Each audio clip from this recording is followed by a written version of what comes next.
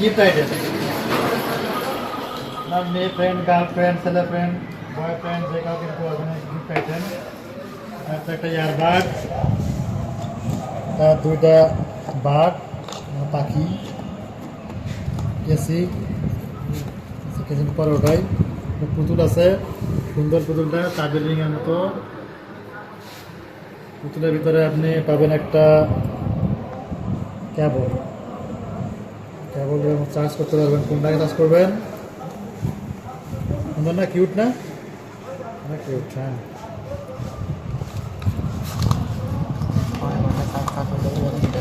এটা হচ্ছে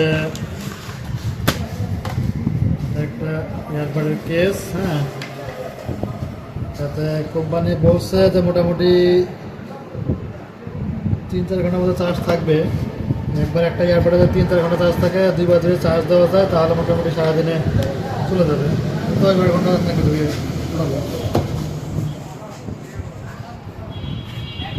হচ্ছে আকর্ষণ,